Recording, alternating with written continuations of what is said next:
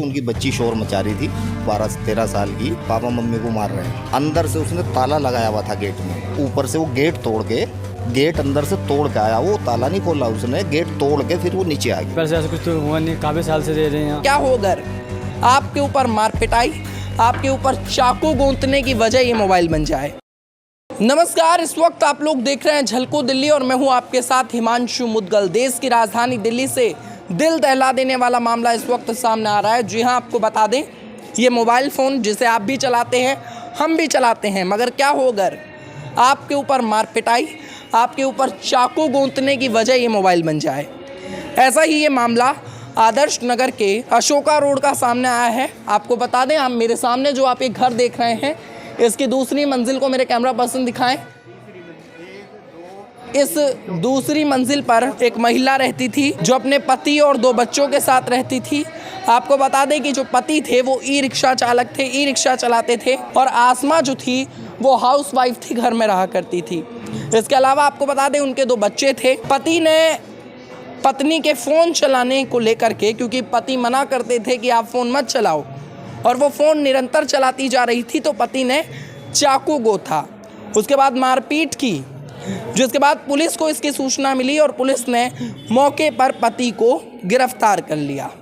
जिसके बाद आपको बता दें, जो 2 बच्चे हैं वो दोनों की दोनों बच्चे इस वक्त अपने रिश्तेदारों के यहाँ पर हैं, और इनका ये घर खाली है। ऊपर का दिखाएं, किराएदार हालांकि इस घर में रहते हैं, मगर उनका जो घर है जहाँ वो ऊपर रहते थे वो खाली है इस वक्त, और मोहल्ले में एक दहशत का माहौल बना हुआ है। ये उनके किराएदार हैं। कब से आप रह रहे थे आसमा जी के यहाँ? जी, हमें रहते हुए 5-6 साल हो गए जी यहाँ पर। और वो भी आप ही के ऊपर रहते थे? हाँ, आप हमारे ऊपर ही।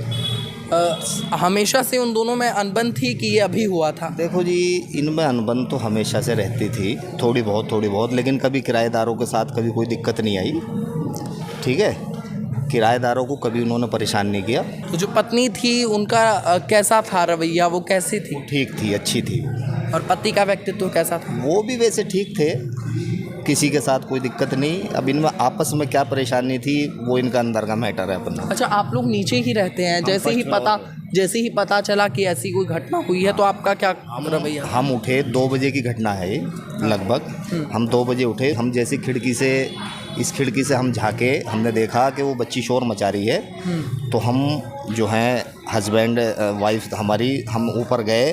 फिर हमारे ऊपर जो 3rd फ्लोर पे किराएदार हैं, हमने उनको उठाया, वो हमारे साथ ऊपर गए। हम गए तो हमने गेट बजाया, हम लोग कुछ नहीं कर पाए। हमने बहुत शोर मचाया, गेट बजाया, गेट को तोड़ना चाहा, लेकिन हमारी कुछ नहीं चली। ठीक है, किस प्रकार गेट को खोला गया? उसके बाद हम तो नीचे आ गए, और हमने नीचे आके इन्हें पड़ोसियों को शोर मचा के उठाया। ये इनके भाई हैं डॉक्टर साहब, इनको उठाया। ठीक है, वो नीचे आ गए फ़ौरन, और 100 नंबर पुलिस को कॉल की गई। पुलिस आ गई, पुलिस उसको ले गई, और जो आसमा नाम की हैं हमारी मालकन, इनको जो है पुलिस अपनी गाड़ी में ही अस्पताल ले गई, जगजीवन। अभी वे घायल हैं? अभी घायल हैं, लेकिन आप लोग मिलने गए अस्पताल? देखो जी, हम तो नहीं गए, जो इनके परिवार के लोग हैं गए हैं। इनसे इन्होंने हमें बताया कि अभी वो ठीक हैं। ठीक सही, हाँ, अभी फ़िलहाल ठीक हालत में है, खतरे से थोड़ी बाहर हैं। तो क्या लगता है, अब दोनों पति पत्नी साथ में रहेंगे जैसे थे, या फिर जेल होगी पति को? क्या लगता है? देखो जी, साथ में रहने के बारे में तो हम कुछ नहीं कह सकते, रहेंगे नहीं रहेंगे, लेकिन शायद इनके साथ ऐसी भी पहले भी हुई है आपस में ऐसी घटना। देखिए, आम लड़ाई झगड़े 2 लोगों में होना ये आम बातें होती हैं, मगर कोई झगड़ा इतना बढ़ जाना कि उसके अंदर चाकू चल जाना, उसके अंदर मारपीट हो जाना, अगर वो चाकू तेज से रफ्तार से चल गया होता, अगर वो चाकू कहीं गलत जगह चल गया होता, तो शायद आज जो यहाँ की मकान मालिक है वो न केवल अस्पताल में बल्कि भगवान के दरबार में भी होती। तो जिस तरीके से ये मामले सामने आते हैं, हस्बैंड वाइफ के बीच में जिस तरीके से नोक झोंक छोटी से और बड़ा रूप ले लेती हैं, और एक बड़े अपराध को वो अंजाम दे देती हैं, ऐसे मामले नहीं होने चाहिए। आपस में मिसअंडरस्टैंडिंग को क्लियर करके अंडरस्टैंडिंग बनाकर चलना चाहिए। इसी के साथ देश और दुनिया की तमाम खबरों के लिए आप देखते रहिए झलको दिल्ली। बहुत बहुत धन्यवाद।